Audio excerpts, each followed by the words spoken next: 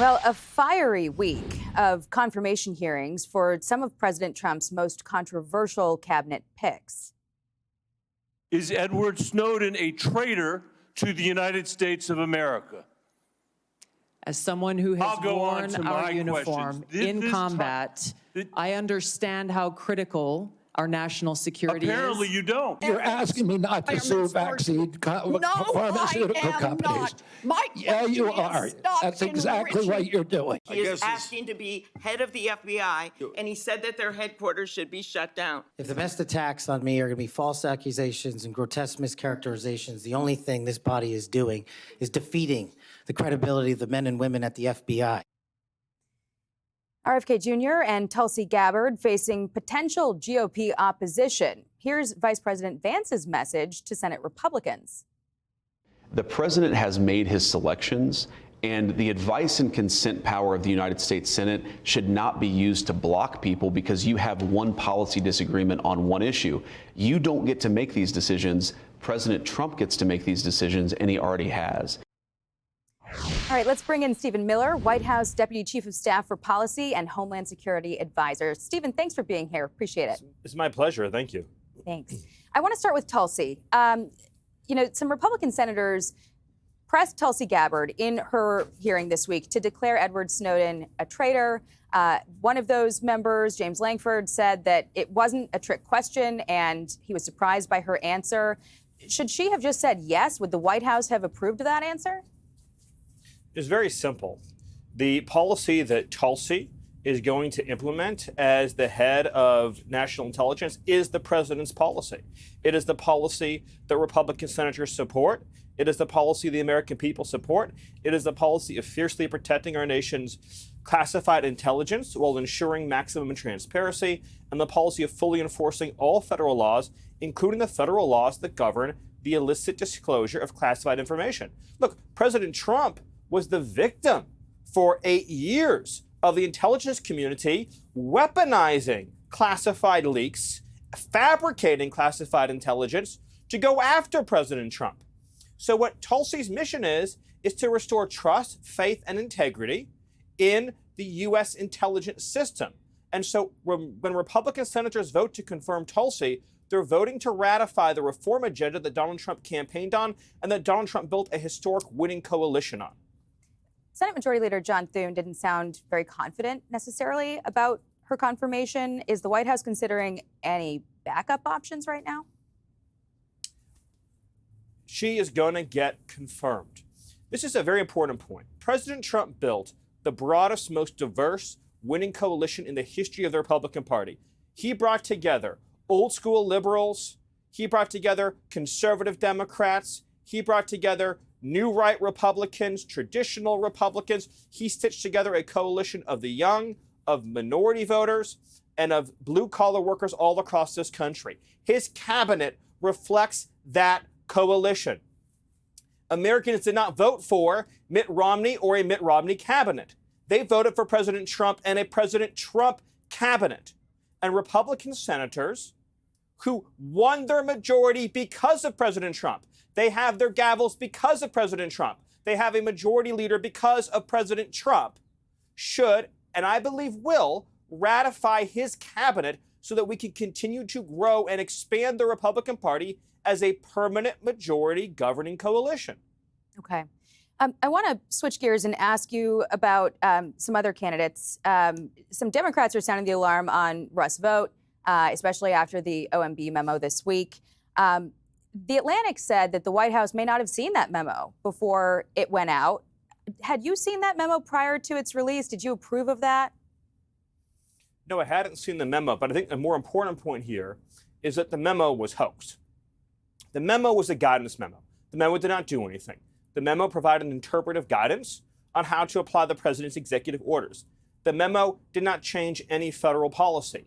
A hoax was created by the media about that memo. The memo being in effect or not being in effect has zero impact on public policy because it was just an interpretive guidance memo. And the media spun this entire thing completely out of proportion. It was, like I said, it was a straightforward, routine media hoax. Like, it's not normal for the White House to review guidance documents, and the White House out of the OMB because guidance documents don't have the force of law, because guidance documents don't set or change federal policy. Right. They're just interpretive guidance for agencies. And So so the real culprit here is the media for lying about the memo that, again, did not change or set any federal policy.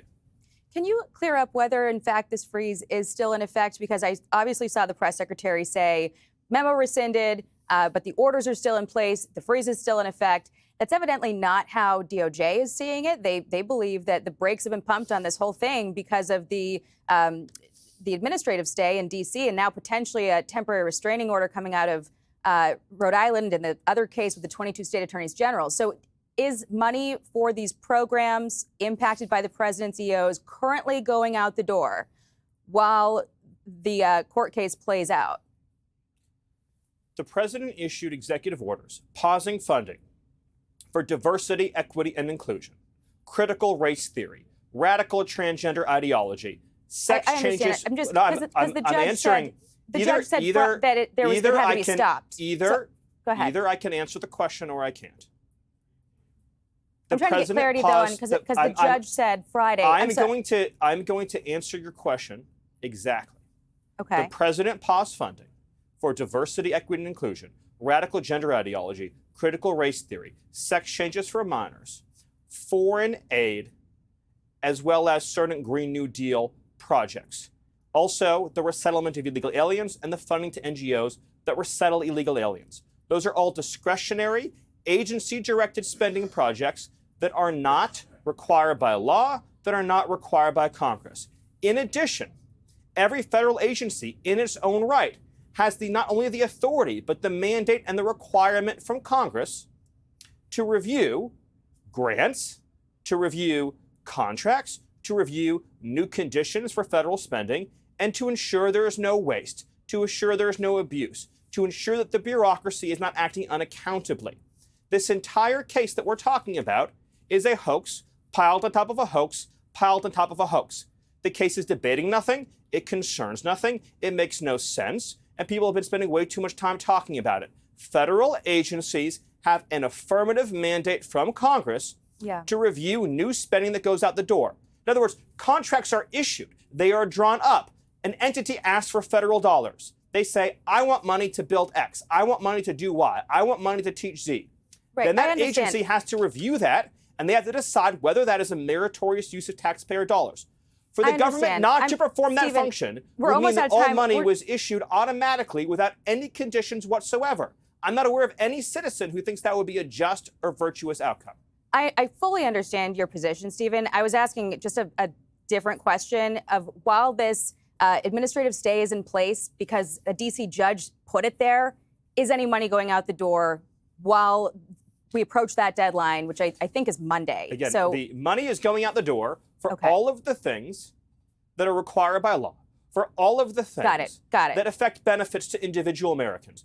Money is not going out the door for critical race theory. Money is not going out the door to trans our children. Money is not going out the door to help organizations traffic children and resettle illegal aliens. And every department and every agency is using its discretion under law to ensure that contracts comply with the will and desires of taxpayers. To not do that would mean that individual bureaucrats would be able to funnel billions of dollars out the door to their friends and to their allies with zero accountability.